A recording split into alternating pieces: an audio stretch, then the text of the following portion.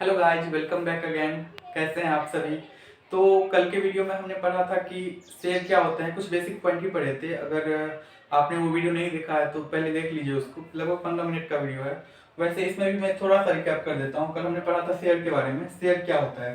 देखिए, तो शेयर क्या होता है, कंपनी के कुल पूंजी का ऐसा भाग जिसको कंपनी क्या करती है, छोटे छोटे पार्ट में डिवाइड कर देती है, छोटे छोटे टुकड़ों में, छोटे छोटे हिस्सों में क्या करती है, बांट देती है, जिसमें से प्रत्येक टुकड़ा क्या कहलाता है, शेयर्स कहलाता है। तो देखिए, जैसे एग्जांपल के लिए कंपनी है और ये है पब्लिक। कंपनी को चाहिए 50 लाख रुपए, 50 लाख रुपए चाहिए। अब ये कंपनी क्या करेगी, किसी सिंगल पर्सन से तो 50 लाख ले नहीं सकती है, वैसे ले भी सकती है लेकिन हर कोई 50 लाख नहीं दे सकता है। तो कंपनी क्या करेगी, इस 50 लाख जो पब्लिक से इनको लेना है उसको क्या करेगी, छोटे छोटे टुकड़ों में, जैसे 5 lakh shares as it 10 rupees. Company क्या करेगी, 5 लाख शेयर में इसको डिवाइड कर देगी। तो ये क्या कहलाएगा, हमारा शेयर्स कहलाएगा, 10 रुपए वाला प्रत्येक। ठीक है।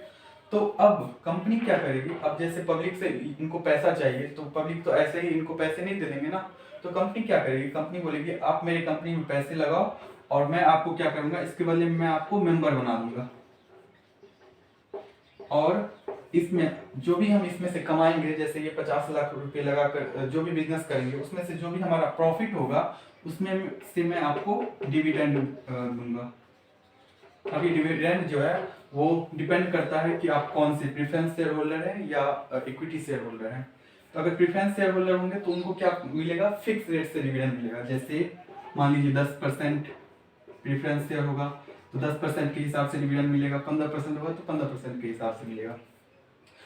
तो देखिए, अब यहाँ तक तो हमने सीख लिया। अब मैं कल ये भी बताया था कि कंपनी जो है ये 50 लाख रुपए जो है 3 तरीकों से मंगा सकती है। पहला, यहाँ पे आपको दिखा देता हूँ। पहला जो है एट पार। एट पार मतलब क्या होता है कि 100 रुपए के शेयर, जैसे यहाँ पे 10 रुपए का शेयर था, 10 रुपए का शेयर है, 10 रुपए ही इनको पब्लिक से चाहिए, ये हो गया एट पार। अब जैसे यहाँ पे देखिए, एक होता है premium, at premium.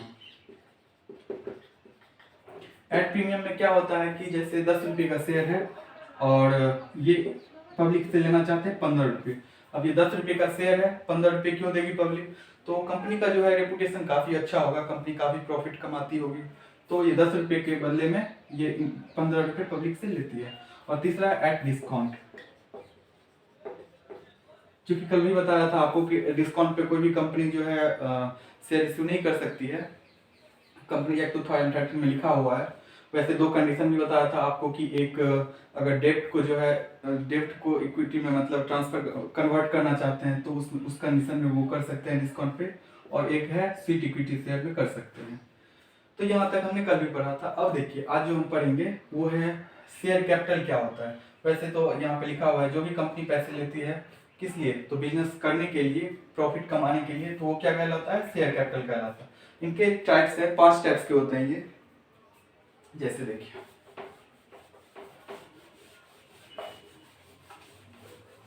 Share capital,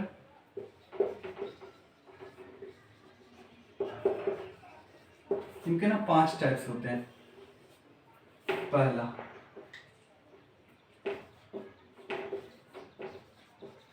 authorised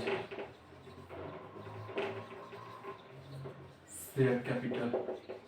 मैं बताऊंगा आपको सभी के बारे में, सभी जो भी टाइप्स हैं इनके सभी के बारे में बताऊंगा। दूसरा जो होता है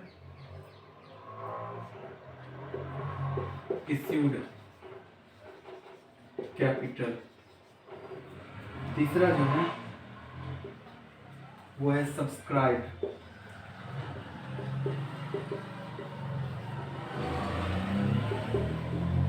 कैपिटल। चौथा जो है वो कॉल्ड अप।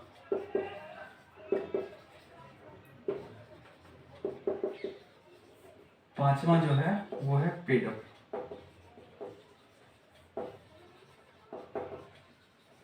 ये इनके 5 तरह के जो है ये शेयर कैपिटल है। अब ये देखिए ऑथोराइज्ड कैपिटल। ऑथोराइज्ड कैपिटल को हम क्या बोल सकते हैं, नॉमिनल कैपिटल भी कहा जाता है इसको। आपके ऑब्जेक्टिव में देखने को मिल सकता है कि authorised capital is known as तो आप लिख सकते हैं नॉमिनल कैपिटल। ठीक है, ऑथोराइज कैपिटल का हिंदी जो होता है वो अधिकृत पूंजी।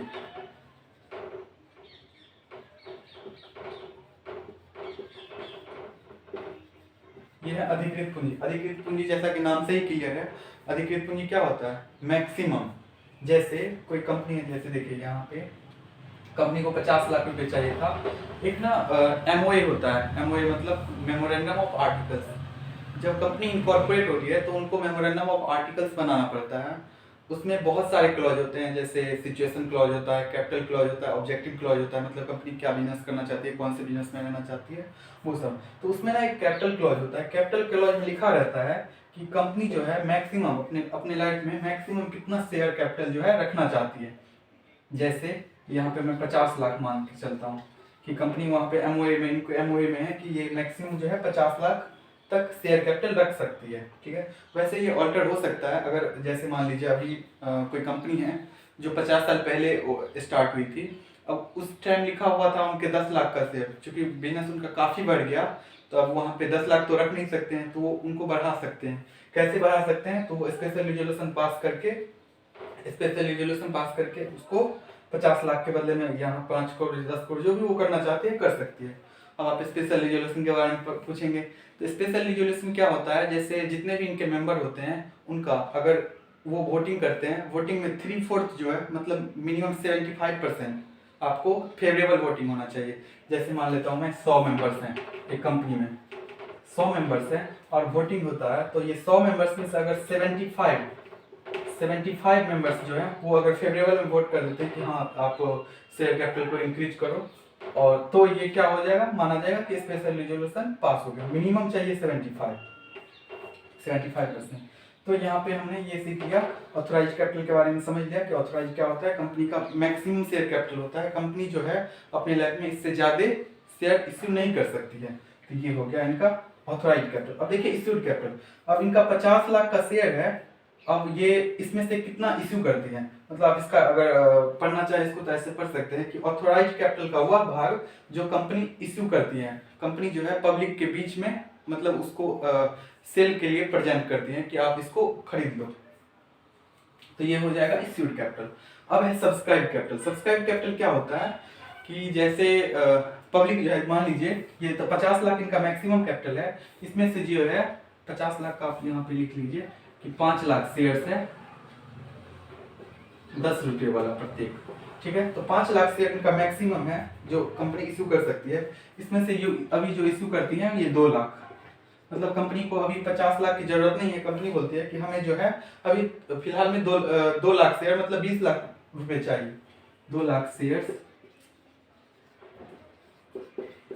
मतलब कंपनी को अभी 20 लाख चाहिए तुरंत में, तो कंपनी क्या करेगी, 2 लाख शेयर इश्यू करेगी। अब तो जैसे सब्सक्राइब कैपिटल में क्या होगा, अब 2 लाख कंपनी करना चाहती है इश्यू, लेकिन इनके लिए कंपनी का चूंकि रेपुटेशन अच्छा ना हो, तो ऐसा हो सकता है कंपनी का मतलब कंपनी प्रॉफिट नहीं कमा रही हो, तो पब्लिक जो है इनका शेयर जो है खरीदेगी ही नहीं। जैसे 2 लाख की इश्यू करते हैं, इसमें से कंपनी जो पब्लिक होते हैं वो 1 लाख के लिए ही एप्लीकेशन देते हैं।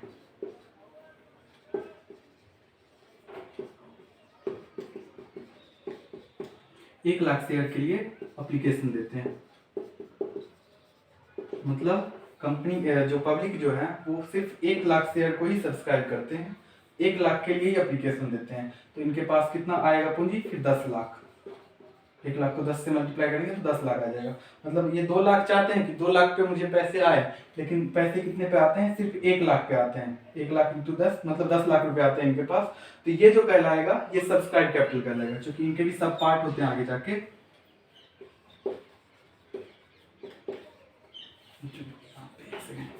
देखिए यहाँ पे subscribe and fully paid out, मतलब सब्सक्राइब हो गया, जैसे 1 लाख शेयर इशू करना चाहते हैं और प्रत्येक का दाम कितना है, 10 रुपये। तो इन्होंने मतलब पब्लिक से मांगा कि 1 लाख शेयर पे आप क्या करो, 10 रुपये दे दो हमें। तो ये जो है फुल्ली पब्लिक जो है 1 लाख पे 10 रुपये जो है दे देती है। मतलब इनके पास 10 लाख रुपये क्या करती है मतलब कंपनी क्या करती है, 10 लाख रुपये जुटा लेती है। तो ये कहलाएगा हमारा subscribe and fully paid out. यहीं पे दूसरा जो है subscribe but not fully paid. देखिए यहाँ पे subscribe but not fully paid का मतलब ये होता है कि 1 लाख शेयर के लिए तो आ गया एप्लीकेशन, लेकिन 1 लाख रुपए जो प्रत्येक शेयर 10 रुपए का था, पब्लिक क्या करती है उसमें से 8 रुपए ही पे करती है। तो ये हो जाएगा आपका सब्सक्राइब हो गया लेकिन फुल्ली पेड नहीं हुआ, सिर्फ 8 रुपए आए 10 रुपए में से।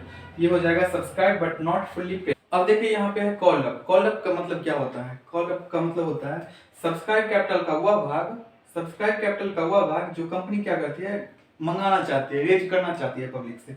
यहाँ पे देखिए 8 रुपया क्या हो रहा था कि पब्लिक 8 रुपया, कंपनी मंगा रही थी 10, कंपनी मंगाना चाहती थी 10, लेकिन पब्लिक जो है सिर्फ 8 रुपये दे रही थी।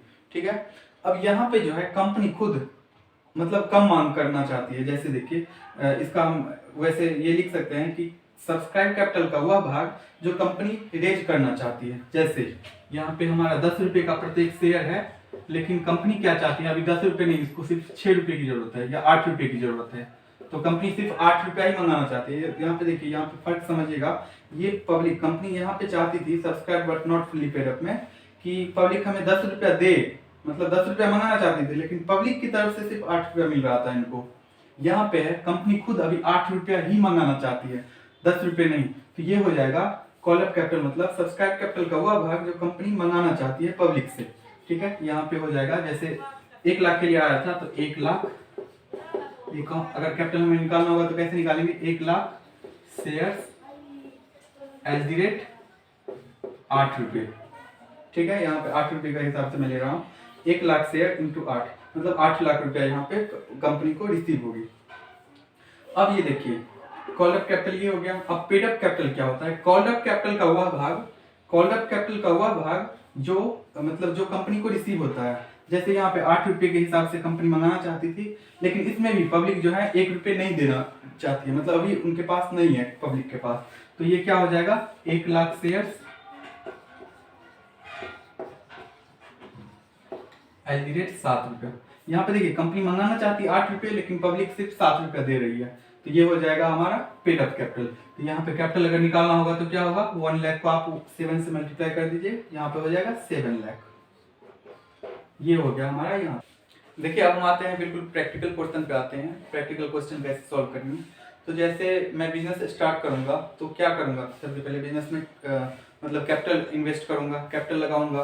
तो एंट्री क्या पास करूंगा मैं, जैसे कैश, मान लीजिए मैंने कैश लगाया बिजनेस में, कैश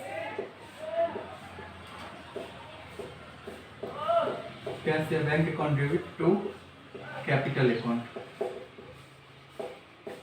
ये एंट्री पास करूंगा मैं।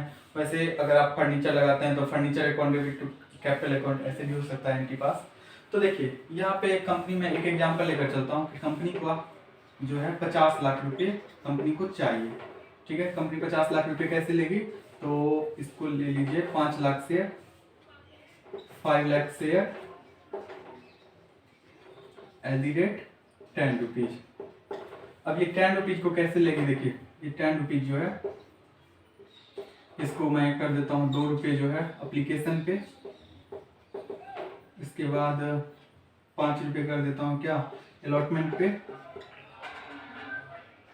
अलॉटमेंट पे कर देता हूँ इसको कितना 5 रुपये या 4 ही कर दीजिए, 4 2 6 हो गया। उसके बाद है फर्स्ट कॉल पे कर देता हूँ इसको 2, 4 2 6 2 8, और फाइनल कॉल पे कर देता हूँ 2। देखिए सबसे पहले अगर आप इसका एंट्री पास करेंगे, क्योंकि प्रैक्टिकल वर्ल्ड में जो जैसे हम काम करते हैं, कोई भी कंपनी जो काम करती है प्रैक्टिकल लाइफ में, तो वो क्या करते हैं एक ही बार में पैसा मंगा लेते हैं। लेकिन आपके जो बुक में लिखा हुआ है, मतलब जो भी हम क्वेश्चन सॉल्व करते हैं उसमें ऐसे ही होता है कि ये 4 कॉल में, 5 कॉल में, 2 कॉल में, ये ऐसे ही 3-4 पार्ट में इसको पैसे को मंगाती है।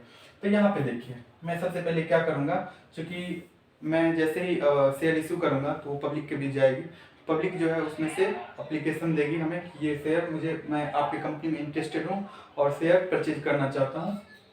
तो कैसे एंट्री पास होगा, सबसे पहले एप्लीकेशन में देखिए बैंक या कैश भी हो सकता है, या कैश ही लेके चलिए, cash account debit to share application account, ये पहला एंट्री पास होगा। पहले हमें क्या होगा, एप्लीकेशन पे पैसा रिसीव होगा हमें, मतलब कंपनी को। तो ये हो गया आपका पहला एंट्री। अब ये जो शेयर एप्लीकेशन मनी है ना, इसको हम क्या करेंगे, कैपिटल में ट्रांसफर करेंगे। जैसे share application account debit to share capital. अब आप यहाँ पे बोल सकते हैं कि सर आपने ये यहाँ पे बताया था कि कैश या bank account debit to capital account, लेकिन आपने तो यहाँ पे दूसरा मतलब एंट्री पास कर दिया। तो चूंकि मेंबर डी जो है, मेंबर डी अपने बिजनेस में अगर पैसा लगाना चाहती है तो भी क्या करेगी, cash account debit to capital account, ऐसे वो भी एंट्री पास करना चाहिए। लेकिन अगर आप यहाँ पे देखें ना, तो एक्चुअली यही एंट्री जो है यहाँ पे पास हो रही है, लेकिन ये थोड़ा सा अलग है। यहाँ पे देखिए, जैसे बैंक है, यहाँ पे देखिए शेयर एप्लीकेशन है, शेयर एप्लीकेशन यहाँ पे क्रेडिट है, और यहाँ पे शेयर एप्लीकेशन जो है डेबिट है। तो ये जो है क्रॉस हो जाएगा, इसका एंट्री क्या बचेगा, cash account debit to share capital account. ये सेम एंट्री जो है यहाँ पे जो भी कैपिटल है, और ये शेयर के फॉर्म में शेयर कैपिटल है, तो वही एंट्री सेम है, लेकिन चूंकि दिखाने का जो तरीका है वो अलग है। क्योंकि एक बार में पैसा रिसीव होता है और पैसे को क्या करना पड़ता है, ये एप्लीकेशन मतलब कैपिटल में जो है ट्रांसफर करना पड़ता है। अब देखिए दूसरा एंट्री कैसे पास होगा, क्योंकि दो तो इसी में हो गया, मैं तीसरा कर देता हूँ। तीसरा में देखिए, पहले क्या करेंगे, अब हम जैसे हमें पता है कि हमारा जो मतलब जो भी मेंबर है, जो जिनको मतलब जो हमारे कंपनी में इंटरेस्टेड है, उन्होंने एप्लीकेशन करके ये हमें बता दिया कि हम आपका शेयर खरीदना चाहते हैं। अब हमें पता है कि हमारा कौन कौन सा मेंबर है। अब हम क्या करेंगे, उनसे पैसा मांगेंगे कि आप हमें जो है 4 रुपये दे दो। तो उसका एंट्री क्या पास होगा, देखिए share allotment account debit to share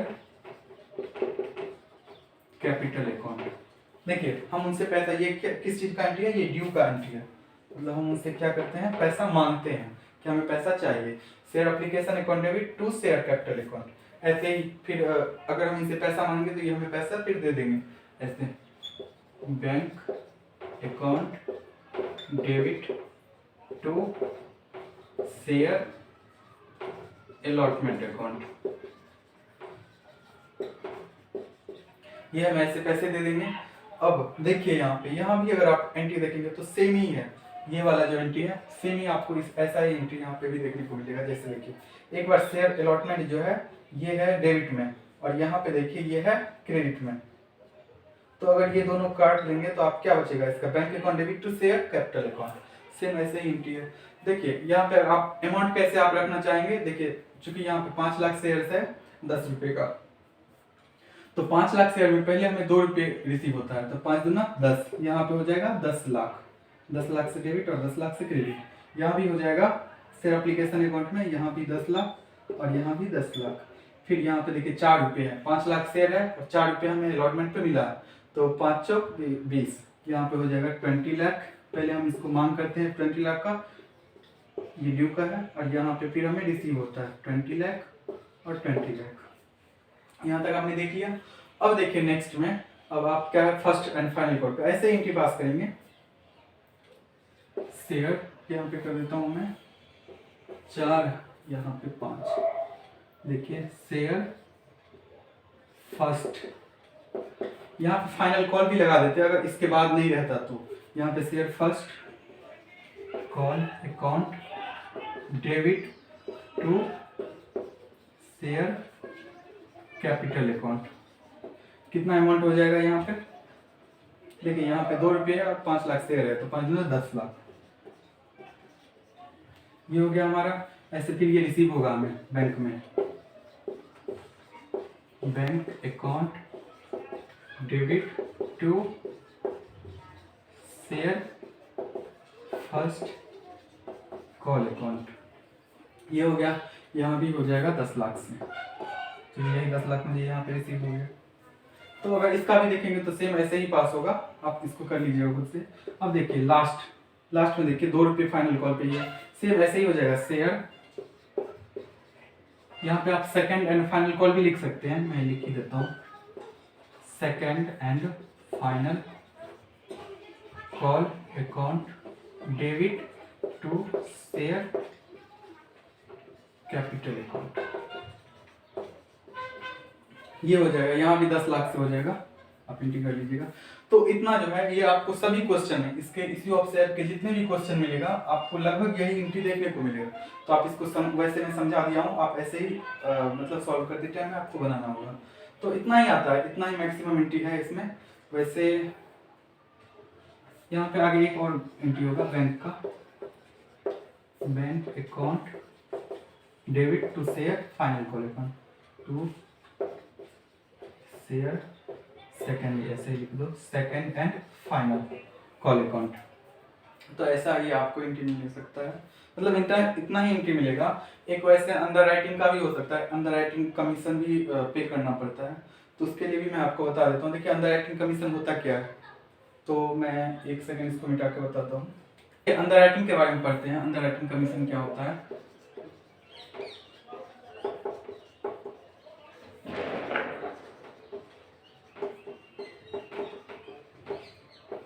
देखिए कंपनीज एक्ट 2013 में लिखा हुआ है, उसका एक सेक्शन है अंडर राइटिंग कमीशन का, सेक्शन 40। कंपनीज एक्ट 2013 का एक सेक्शन है 40 जिसमें अंडर राइटिंग कमीशन के बारे में लिखा हुआ है। तो जैसे इसका मैं थोड़ा बेसिक में ले जाता हूँ, अंडर राइटिंग कमीशन होता क्या है। देखिए जब जैसे कंपनी है, कंपनी को चाहिए 50 लाख रुपये, तो कंपनी क्या करती है 5 लाख शेयर्स में इसको डिवाइड कर देती है @ कितना 10 रुपये। तो अब कंपनी को डर है, जैसे कंपनी इशू करती है 5 लाख, अब कंपनी को डर है कि ये 5 लाख जो है मेरे सब्सक्राइब नहीं होंगे। मतलब 5 लाख कंपनी इशू करती है, लेकिन पब्लिक खरीदना भी तो चाहिए, पब्लिक खरीदना ही नहीं चाहती इनके शेयर को। इनको लगता है कि मेरे 3 लाख जो शेयर है, 3 लाख जो शेयर्स है वो सब्सक्राइब होंगे पब्लिक के द्वारा। कंपनी को लगता है कि 3 लाख शेयर सब्सक्राइब होंगे पब्लिक के द्वारा और 2 लाख जो है अभी भी नहीं होंगे। तो ये ऐसा डर क्यों लगा रहता है। देखिए एक सेक्शन 49 है, सॉरी 39 है कंपनी एक्ट में,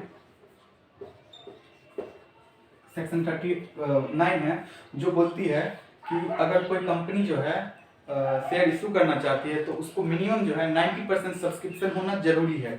90%, तो 90% क्या होता है, देखिए 5 लाख जैसे ये इशू करना चाहती है तो इनका 90%, अब कंपनी को इसका 90% जो है, जैसे 5 लाख का 90% निकालेंगे तो 4,50,000 जो शेयर है वो पब्लिक के द्वारा सब्सक्राइब होना ही चाहिए। अगर 4,50,000 के लिए एप्लीकेशन नहीं आता है, मतलब सब्सक्राइब नहीं करते हैं पब्लिक, तो इनको जो है वापस करना पड़ेगा। जो भी पैसे ये रेंज किए होंगे एप्लीकेशन में वो सारे मतलब इनको वापस करना होगा।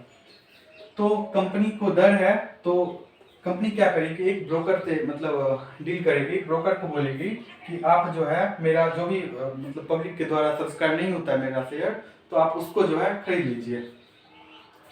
तो अगर वो जो ब्रोकर खरीदेगा इनका शेयर्स जो पब्लिक के द्वारा सब्सक्राइब नहीं होगा, वो अगर खरीदेगा इनको, तो कंपनी वो वैसे तो ही नहीं खरीदेगा ना, कंपनी को इसके लिए कमीशन देना होगा। कि कमीशन क्या कहलाता है, अंडर राइटिंग कमीशन कहलाता है। वैसे ये लीगल है और सेक्शन 40 में मैक्सिमम जो है रेट का, जैसे एक अंडर राइटर्स को अंडर राइटिंग कमीशन आप ले सकते हैं कितना, तो मैक्सिमम कंपनीज एक्ट में डिफाइंड है। जैसे शेयर्स के केस में आप कितना कर सकते हैं, 5% दे सकते हैं अंडर राइटिंग कमीशन। यही अगर डिवेंचर्स है तो डिवेंचर के केस में मैक्सिमम दे सकते हैं आप कितना, 2.5 मैक्सिमम है। क्योंकि आर्टिकल्स ऑफ एसोसिएशन में इससे कम है तो आप कम दे सकते हैं, लेकिन मैक्सिमम इससे ज़्यादा नहीं दे सकते हैं। ठीक है, तो यही होता है अंडर राइटिंग का। अगर अंडर राइटिंग कमीशन पे करना चाहते हैं कंपनी, अगर पे करते हैं तो ये आपको एक्स्ट्रा एंट्री पास करना पड़ेगा। तो एक्स्ट्रा एंट्री आप कैसे पास करेंगे, देखिए underwriting commission account debit to underwriters account. ये सबसे पहले आपको ड्यू करना पड़ेगा, अंडर राइटिंग कमीशन को अंडर राइटर्स के अकाउंट में ट्रांसफर करना होगा। फिर यहाँ पे underwriters account debit to, यहाँ पे शेयर कैपिटल भी दे सकते हैं शेयर कैपिटल अकाउंट, या आप कैश भी दे सकते हैं जैसा आपके बीच डील हुआ हो, कैश अकाउंट। ठीक है, तो देखिए अगर आप जैसे किसी को भी कमीशन पे करते हैं तो क्या एंट्री पास करेंगे, commission account debit to bank account. अगर नॉर्मली आप पास करेंगे commission account debit to bank account, लेकिन आप अगर अंडरराइटर को कमीशन देंगे तो आपको ये ड्यू का एंट्री भी पास करना पड़ेगा, underwriters commission account debit to underwriters account और underwriters account debit to share capital या बैंक, जो भी आप कैश में देते हैं तो कैश यहाँ पे आ जाएगा, नहीं तो शेयर कैपिटल आ जाएगा। देखिए चूंकि यही एंट्री है, इसको भी जैसे एक बार अंडरराइटर्स देखिए ये क्रेडिट है और यहाँ पे ये डेबिट है, तो दोनों जो है ये दोनों कट जाएगा, बचेगा क्या, underwriting commission account debit to share capital या बैंक। तो आज के लिए इतना ही छोड़ देते हैं।